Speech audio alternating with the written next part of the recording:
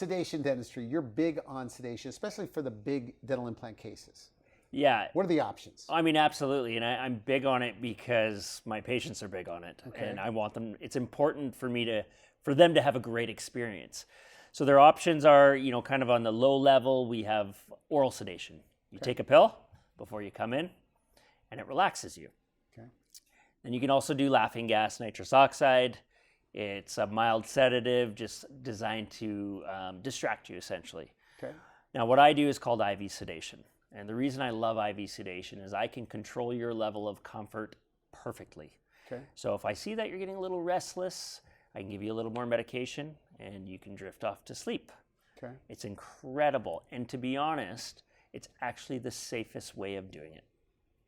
Okay. That's a fact.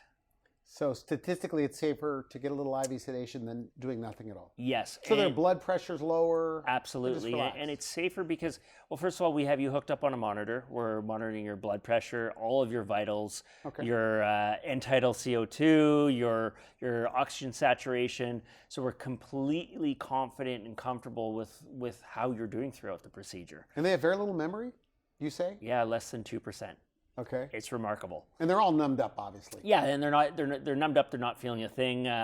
And the beautiful thing about the IV sedation as well is that we have access to them, and that's why it's safe. There's an IV in place. Okay. Okay, so we get to control how everything's occurring. Do you hear from patients when it's all done, they go, this was a lot easier than I thought it was going to be? Because I'm sure there's anxiety that goes into this. Yeah, always. And they often relate it back to getting dentistry back in the day.